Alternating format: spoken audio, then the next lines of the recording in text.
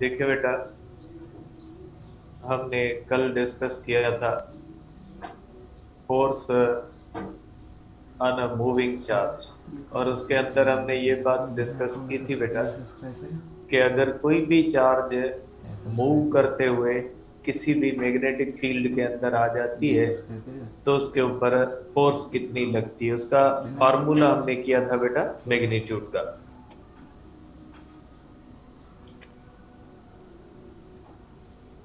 देखिए बेटा, ये इसका फार्मूला हमने किया था फोर्स ऑन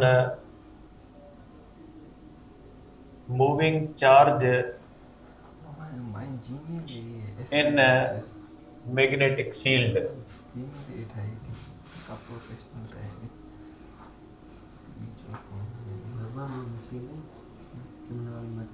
तो बेटा ये जो हमने कल टॉपिक किया था और इसके अंदर हमने ये पढ़ा था बेटा कि सपोज करें इस तरह से हमारे पास एक मैग्नेटिक फील्ड है, और मैग्नेटिक फील्ड का डायरेक्शन किस तरफ हमने लिया था बेटा, बी का डायरेक्शन हमने लिया था बेटा इनवर्ट। ठीक है। और अगर यहाँ से कोई चार्ज मूव करके आ रही है बेटा, सपोज करें ये चार्ज है बेटा और ये पॉजिटिव चार्ज है, ये मूव करके इस तरफ आ रही है बेटा। ठीक है। इस तरफ ये चार्ज मूव करके आ रही है, तो जब ये मैग्नेटिक फील्ड के अंदर आती है तो इसके ऊपर बेटा फोर्स लगती है, और ये जो फोर्स होती है बेटा ये बराबर होती है क्यू बी क्रॉस बी के।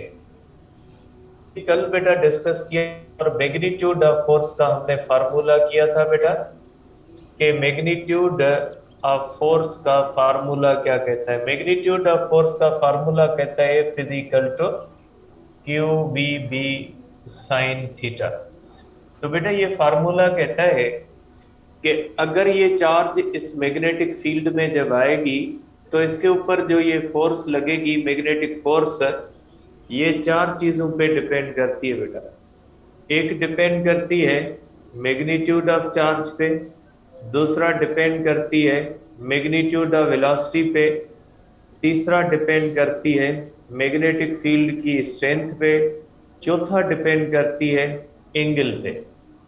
और ये एंगल किसके दरमियान हम लेंगे बेटा, ये एंगल लेंगे हम V और B के दरमियान, क्योंकि बेटा ये जो फोर्स है ये क्रॉस प्रोडक्ट है।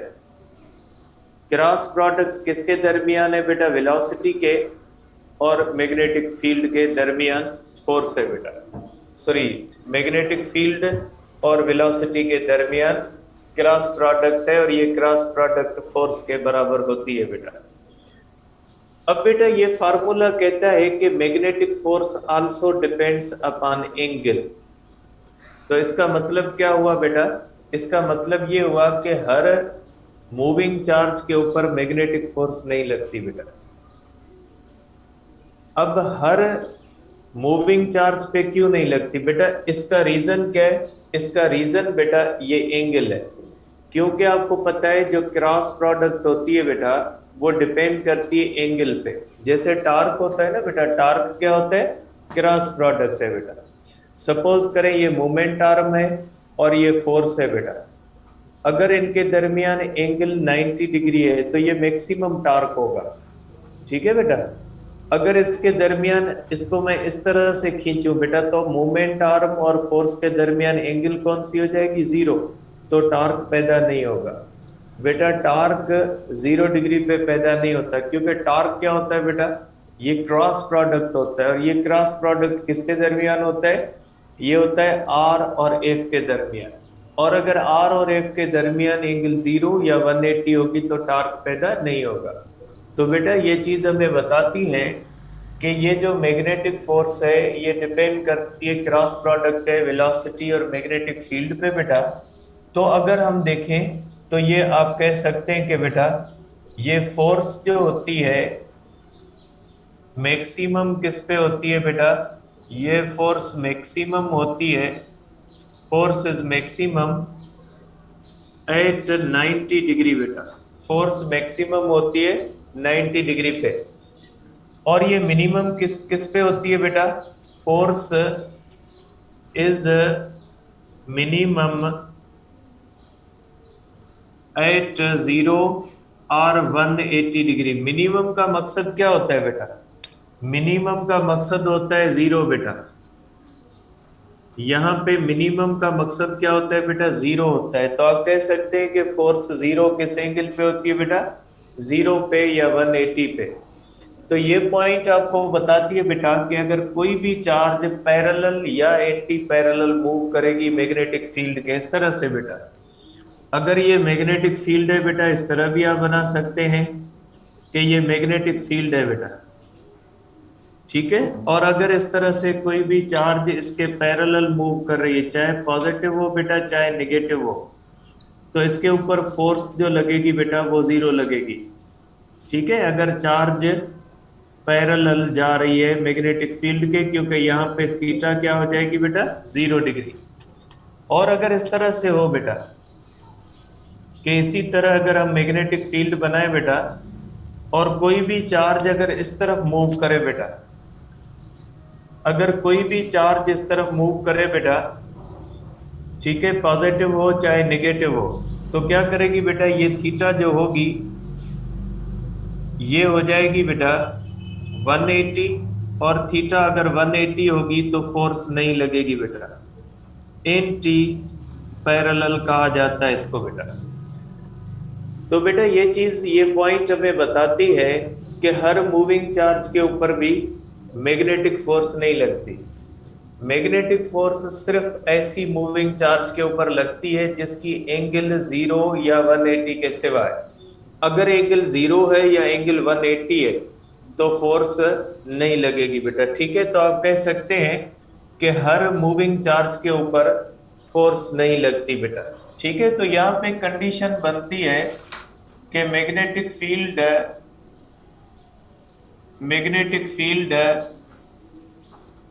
does not exert force on charge in two conditions बेटा। दो कंडीशंस ऐसी होती हैं जिनके अंदर किसी भी चार्ज के ऊपर मैग्नेटिक फील्ड की फोर्स नहीं लगती। वो कौन सी होती है बेटा? पहली कंडीशन ये होती है कि चार्ज एट रेस्ट बेटा, अगर कोई चार्ज रेस्ट में है तो उसके ऊपर मैग्नेटिक फोर्स नहीं लगती बेटा, क्योंकि बेटा तो बेटा ये जो मैग्नेटिक फोर्स होती है ये कोई भी चार्ज अगर रेस्ट में है तो उसके ऊपर नहीं लगती बेटा, ठीक है। या ऐसी मूविंग चार्ज बेटा, ऐसी मूविंग चार्ज जो पैरेलल या एंटी पैरेलल मूव कर रही है बेटा। चार्ज मूविंग पैरेलल और एंटी पैरेलल बेटा, ऐसी चार्ज जो मूव कर रही है पैरेलल या एंटी पैरेलल, उसके ऊपर फोर्स नहीं लगती बेटा, ठीक है। तो ये बात याद रखिएगा बेटा कि ये कोई भी चार्ज जब किसी भी मैग्नेटिक फील्ड के अंदर आ जाती है तो उसके ऊपर जो फोर्स लगती है बेटा वो इन चीजों पे डिपेंड करती है बेटा। अब देखिए बेटा, अब ये क्रॉस प्रोडक्ट है बेटा, ठीक है। ये जो फोर्स है ये क्रॉस प्रोडक्ट है। इसका मकसद है इस फोर्स का डायरेक्शन हम कैसे देखेंगे बेटा, ठीक है। अब अगर हम देखते हैं तो बेटा डायरेक्शन ऑफ मैग्नेटिक फोर्स बेटा, अब हम देखते हैं कि इस फोर्स का डायरेक्शन क्या होगा बेटा। कल से हमने जो डिस्कस किया है वो सिर्फ मैग्नीट्यूड के बारे में डिस्कस किया है। अब हम डिस्कस करते हैं बेटा कि इस फोर्स का डायरेक्शन क्या हो जाएगा बेटा, ठीक है। ये जो फोर्स लगेगी ये किस डायरेक्शन में ये फोर्स लगेगी बेटा, इसका डायरेक्शन कैसे होगा। अब देखिए बेटा, फार्मूला कहता है कि force is equal to Q V cross B बेटा। इसका मकसद है बेटा इस फोर्स का डायरेक्शन जो होगा वो v से भी परपेंडिकुलर होगा और b से भी, क्योंकि बेटा क्रॉस प्रोडक्ट का रूल है कि दो वेक्टर्स की जो क्रॉस प्रोडक्ट होती है वो उन दोनों वेक्टर से परपेंडिकुलर होती है बेटा। तो यहाँ पे भी वही रूल होगा, क्रॉस प्रोडक्ट का रूल लगेगा। ये फोर्स किसकी क्रॉस प्रोडक्ट है बेटा? वेलोसिटी की और मैग्नेटिक फील्ड की। इसका मकसद है ये फोर्स वेलोसिटी से भी परपेंडिकुलर होगी और मैग्नेटिक फील्ड से भी परपेंडिकुलर होगी बेटा। तो आप कहोगे कि magnetic force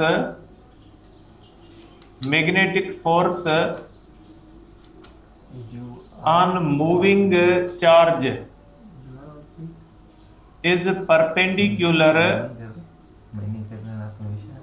to V and B. V और बी दोनों से क्या होती है बेटा?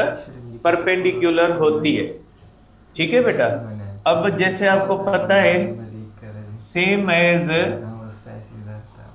ए cross B is equal to C बेटा, ऐसे होता है। जैसे हमने पढ़ा था ना बेटा कि अगर हमारे पास ये ए है और ये बी है बेटा, तो ए क्रॉस बी किसके बराबर हो जाएगा? सी इस तरफ। और ये सी क्या होगा बेटा? C is perpendicular to A and B. बिल्कुल इसी तरह बेटा जब हम कहते हैं कि F is equal to Q V cross B बेटा, तो ये जो फोर्स होगी, ये फोर्स जो होगी बेटा, F is perpendicular to V and B. ठीक है बेटा। तो ये जो होगी फोर्स दोनों से परपेंडिकुलर होगी बेटा। यहां पे याद रखिएगा कि ए क्रॉस बी कहती है कि ये सी जो होगी ये परपेंडिकुलर होगी, ये सी जो है ये परपेंडिकुलर होगी ए और बी से। लेकिन जरूरी नहीं है कि ए और बी भी एक दूसरे से परपेंडिकुलर हो। ए और बी के दरमियान कोई भी एंगल हो सकती है। जैसे बेटा ये मोमेंट आर्म है, ये फोर्स है, तो टॉर्क जो होता है ना वो परपेंडिकुलर होता है आर से और एफ से। लेकिन आर और एफ के दरमियान एंगल कोई भी हो सकती है, जीरो भी हो सकती है, कोई भी हो सकती है। ठीक है बेटा। तो ये हुआ डायरेक्शन। अब ये डायरेक्शन परपेंडिकुलर है, तो इसका डायरेक्शन किस रूल से देखेंगे बेटा? तो बेटा ये याद रखिएगा कि डायरेक्शन ऑफ फोर्स किस तरह से हम देखेंगे बेटा? ठीक है, इसको इस तरह से लिखेंगे आप इसको। अब इसको डिटरमाइन कैसे करोगे बेटा? इसको आप लिखोगे बेटा डिटर्मिनेशन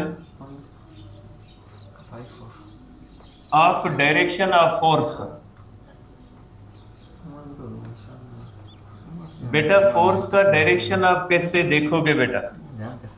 ठीक है, ये देखोगे बेटा मैक्सवेल के राइट और लेफ्ट हैंड रूल से। बेटा इसको कहा जाता है Maxwell's right hand rule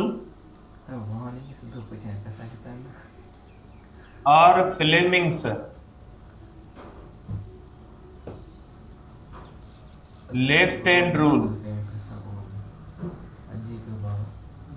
for positive charge बेटा।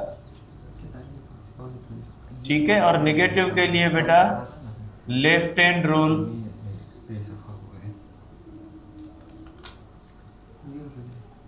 मैक्सवेल्स लेफ्ट हैंड रूल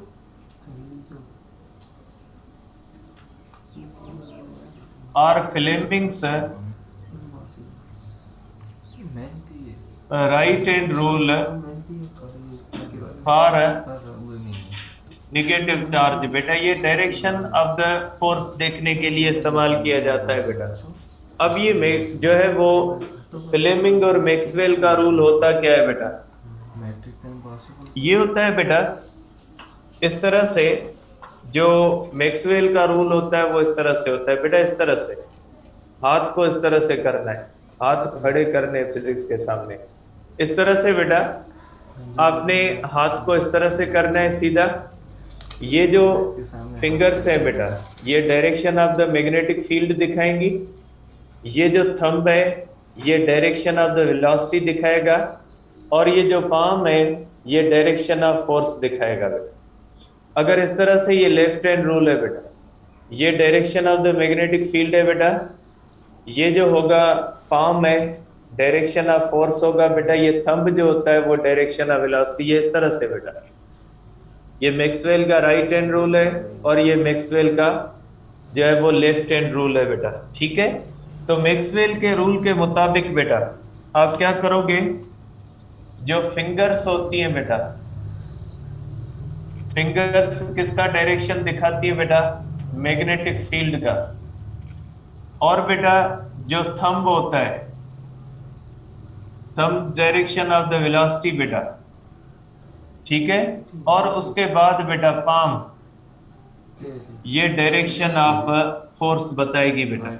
ये हमारे पास जो है वो मैक्सवेल का रूल बेटा, ये है मैक्सवेल का रूल बेटा।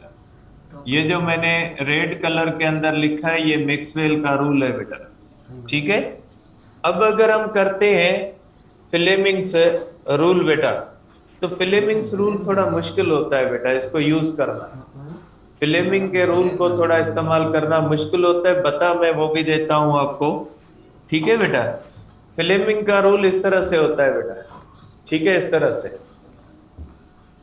ये जो फिंगर्स होती है बेटा, ठीक है, ये है एक फिंगर, ये होती है और ये फिंगर होती है बेटा, ठीक है। इसके अंदर जैसे ये इस तरह से अगर आप करें बेटा, ठीक है, तो ये इस तरह से किया जाता है बेटा, ठीक है। अब देखिए ये जो होता है ये डायरेक्शन ऑफ द फील्ड को दिखाता है बेटा। ये फिंगर किसको जो है वो शो करती है बेटा, ये करती है डायरेक्शन ऑफ फील्ड को। ये किसको करती है बेटा, डायरेक्शन ऑफ वेलोसिटी को बेटा। और ये किसको जाहिर करता है, फोर्स को बेटा, ठीक है। ये फर्स्ट फिंगर जो होती है ये direction of the magnetic field, ये तीनों फिंगर्स जो होती है ये डायरेक्शन ऑफ द वेलोसिटी, और ये किसको बेटा, ये डायरेक्शन ऑफ फोर्स। ये थोड़ा मुश्किल होता है बेटा, इसको यूज नहीं कर सकते, अब थोड़ा मसला होगा। आप कौन सा इस्तेमाल कीजिएगा बेटा, मैक्सवेल का राइट हैंड रूल इस्तेमाल कर सकते हैं, ठीक है बेटा। तो ये रूल जो होते हैं ये किसके लिए इस्तेमाल किए जाते हैं, ये रूल इस्तेमाल किए जाते हैं direction of the magnetic force on moving charge के लिए इस्तेमाल किए जा सकते हैं। तो बेटा ये जो होता है, अब मैं राइट हैंड रूल इस्तेमाल करता हूं बेटा। राइट हैंड रूल इस्तेमाल करके इसके ऊपर फोर्स में बेटा देखता हूं कि इसके ऊपर फोर्स कितनी होती है बेटा। देखें यहाँ पे मैग्नेटिक फील्ड का डायरेक्शन कौन सा होता है बेटा, मैग्नेटिक फील्ड का डायरेक्शन जो होता है ये है इनवर्ड बेटा, ठीक है, अंदर की तरफ है। और इसकी वेलोसिटी का डायरेक्शन इस तरफ है बेटा।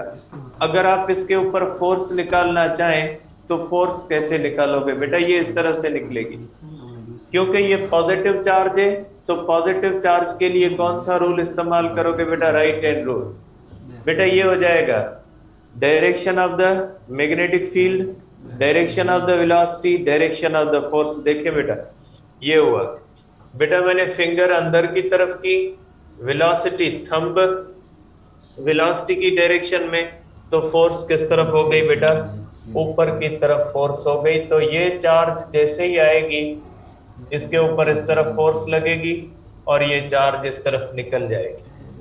अब अगर कोई भी निगेटिव चार्ज आती है बेटा, सपोज करें निगेटिव चार्ज आती है, उसके लिए आप कौन सा इस्तेमाल करोगे बेटा, left hand, direction of the magnetic field, direction of the velocity, direction of force. बेटा देखें ये direction of the magnetic field अंदर, direction of the velocity, force का डायरेक्शन क्या होगा बेटा, इस तरफ, तो ये फोर्स इस तरफ आ जाएगी, ठीक है बेटा। तो इस तरह से आप डायरेक्शन ऑफ फोर्स डिटरमाइन कर सकते हैं कि चार्ज पार्टिकल के ऊपर डायरेक्शन ऑफ फोर्स कैसे निकालोगे। तो बेटा ये दो रूल है, एक मैक्सवेल का है और एक फ्लेमिंग का है। फ्लेमिंग का इस्तेमाल करना थोड़ा मसला होता है, इसलिए मैक्सवेल का बेहतर रहेगा बेटा। दोनों लिखे हुए हैं बुक्स के अंदर, फ्लेमिंग्स भी आता है और बेटा जो है वो मैक्सवेल का भी आता है। कोई भी जो है वो आप इस्तेमाल कर सकते हैं जो आपको बेहतर लगे बेटा, ठीक है। अब इससे एक बहुत ही इंपॉर्टेंट बात आती है बेटा,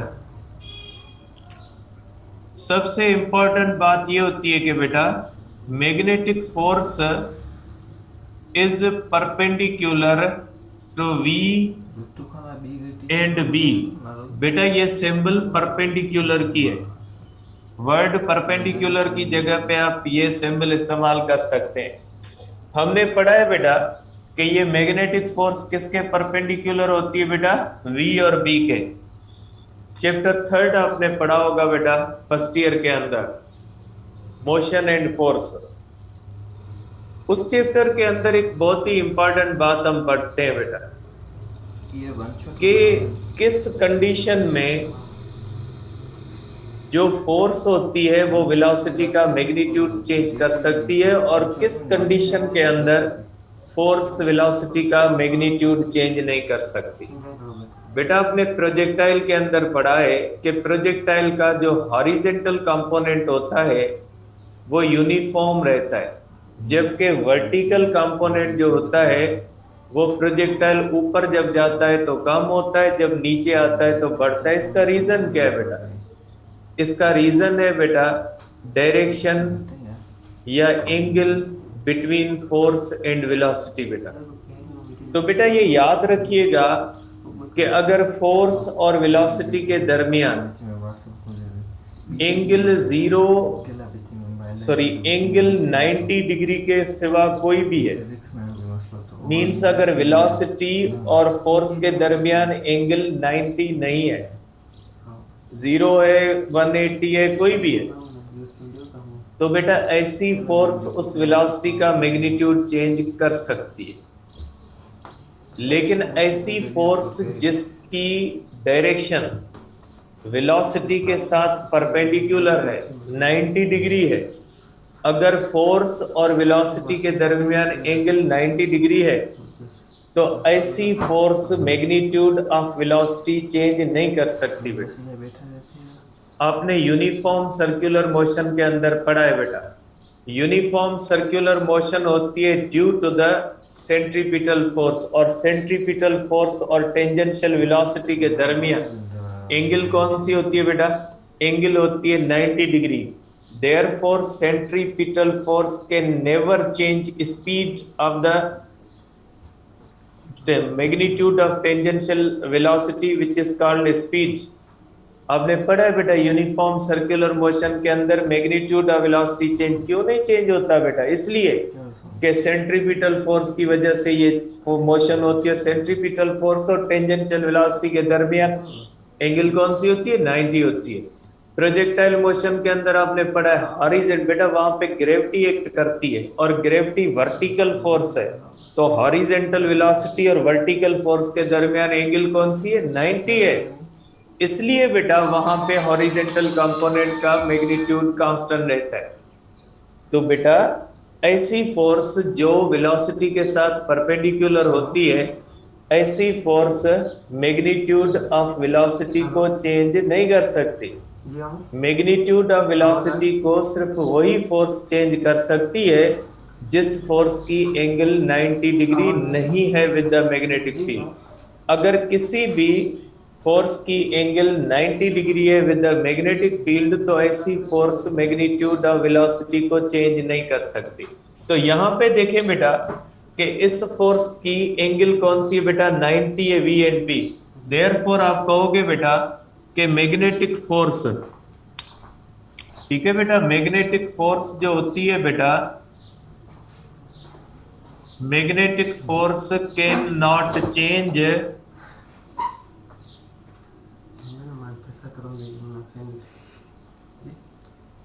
magnitude of velocity of charge. It can only change direction of velocity। ठीक है बेटा, मैग्नीट्यूड चेंज नहीं कर सकती। ये क्या चेंज कर सकती है बेटा? डायरेक्शन चेंज कर सकती है। देयरफॉर मैग्नेटिक फोर्स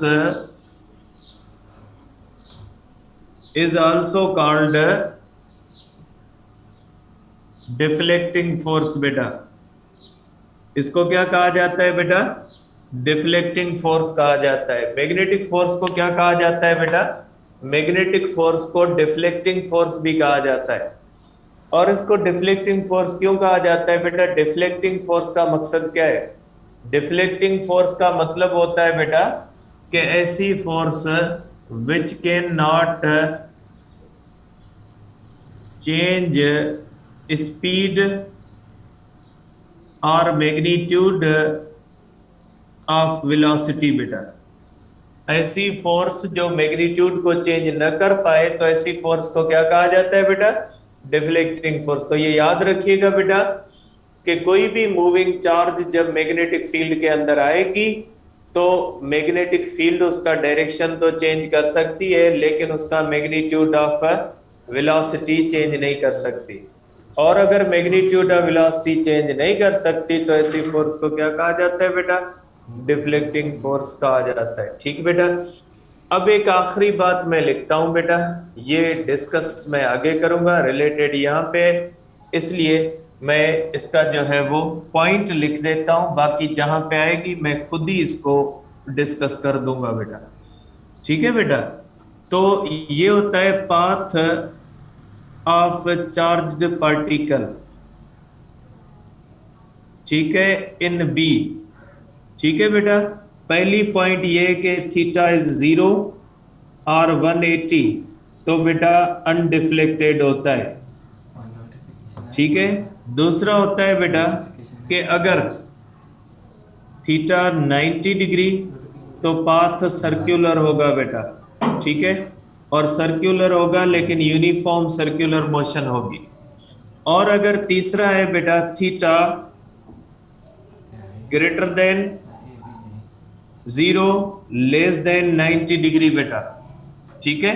इसको पढ़ोगे theta greater than 0 degree less than 90 degree, तो पाथ जो होगा बेटा वो हेलिकल पाथ होगा बेटा। ठीक है। ये अभी आप इसको रखें बेटा, ये मैं आगे डिस्कस करूंगा एक टॉपिक के अंदर, लेकिन ये पॉइंट्स यहाँ पे रिलेटेड है तो इसको लिख ले बेटा। ठीक है। स्क्रीनशॉट मोकले चलो।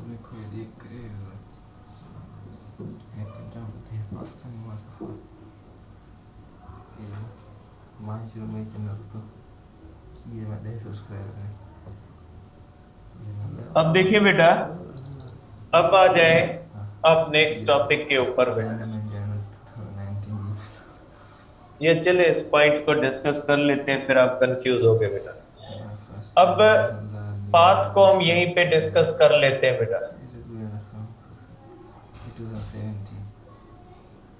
पाथ ऑफ चार्ज पार्टिकल हम यहीं पे डिस्कस कर लेते हैं बेटा। पहली पॉइंट मैंने ये लिखी है कि थीटा इज इक्वल टू 0 और 180 डिग्री बेटा। ठीक है। तो पाथ जो होता है वो अनडिफ्लेक्टेड होता है। अनडिफ्लेक्टेड का मतलब क्या बेटा? ये है अनडिफ्लेक्टेड का मतलब बेटा।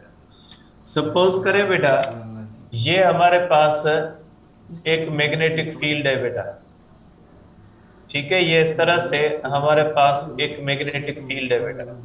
ठीक है। ये बी है और इसका डायरेक्शन है from right to the left. ऐसी मैग्नेटिक फील्ड को कहा जाता है from right to the left.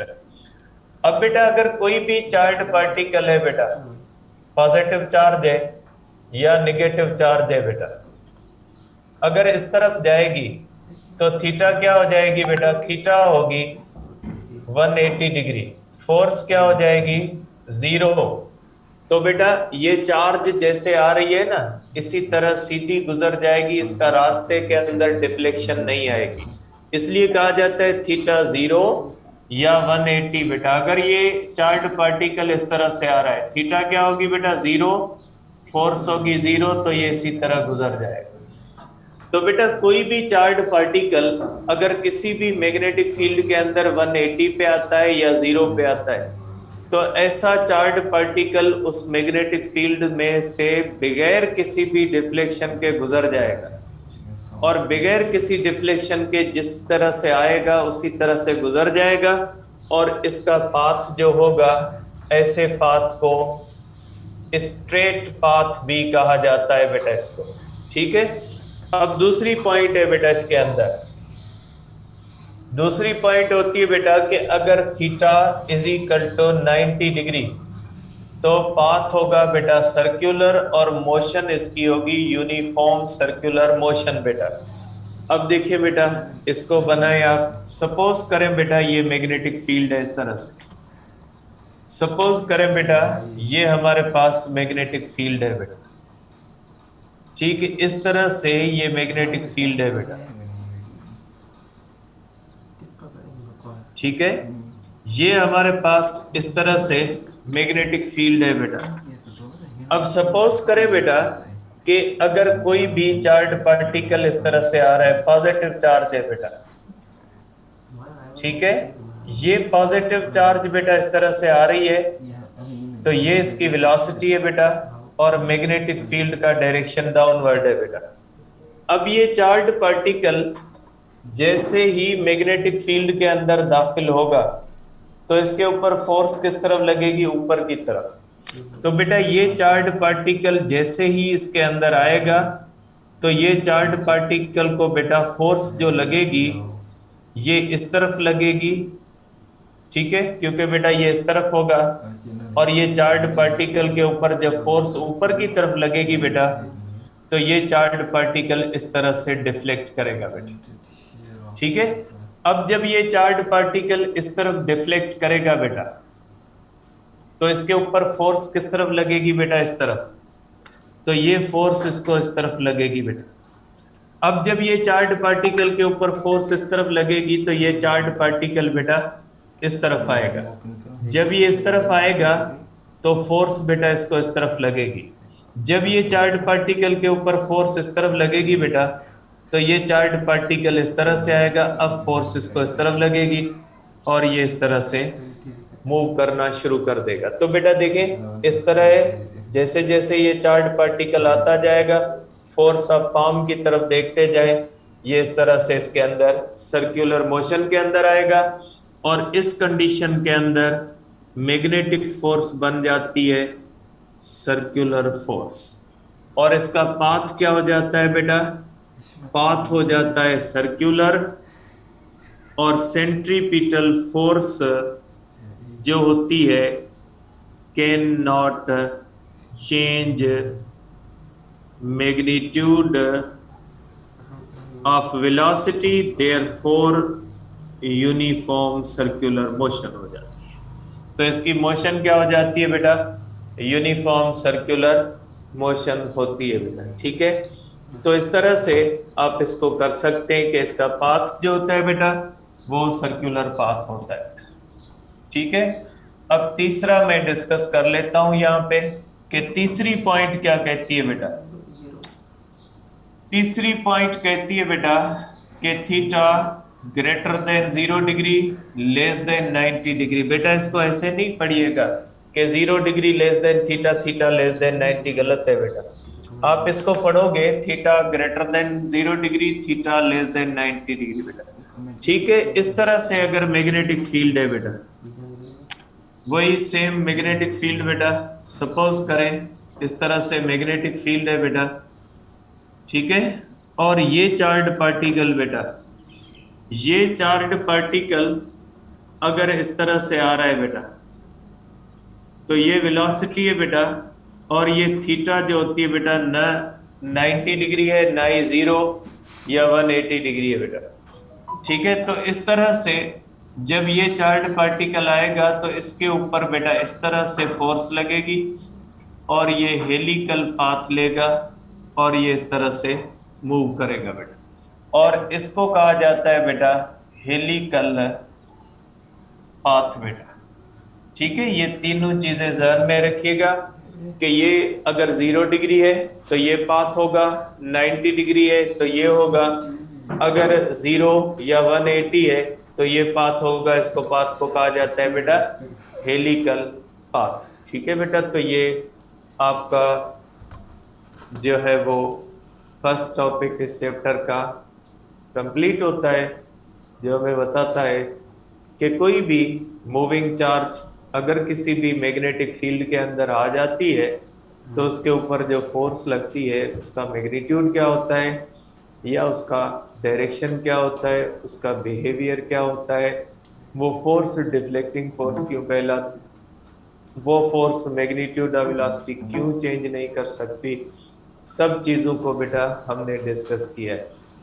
ठीक है, तो बेटा यहीं पे समझने की कोशिश कीजिए। आप मैसेज करते हो कि अब ये वॉइस मैसेज में समझाएं, बेटा वॉइस मैसेज में ये चीजें नहीं समझ में आ सकती, ये चीजें बोर्ड के सिवा कभी भी नहीं समझोगे आप। कि मैं वॉइस मैसेज में वही बातें कहूंगा कि फॉर एग्जांपल मुझे कोई बच्चा कहता है कि सर ये वॉइस मैसेज में समझा दे, तो बेटा ये थ्योरेटिकल चीज नहीं है कि मैं आपको सिंपली मैं उसमें वॉइस मैसेज में क्या कहूंगा। मैं कहूंगा बेटा जब 90 डिग्री पे आता है, तो 90 डिग्री पे जब चार्ज मूव करती है तो उसके ऊपर जो मैग्नेटिक फोर्स होती है वो सेंट्रीपिटल बन जाती है, और उसकी मोशन सर्कुलर हो जाती है, और वो मैग्नीट्यूड ऑफ वेलोसिटी, वही बात मैं यहाँ पे समझा रहा हूँ। तो वही बात यहाँ पे समझ ले। वो बात जब मैं वर्ड्स में कहूंगा तो वहां पे जाहिर है बोर्ड वगैरह तो नहीं होगा, वहां पे समझना वॉइस मैसेज के अंदर फिजिक्स को समझना थोड़ा मुश्किल होता है। ठीक है, इसलिए अब क्वेश्चन पूछ लिए, बिल्कुल पूछें, अब आप जो है वो पूछ लिया करें। अब मैं जो है वो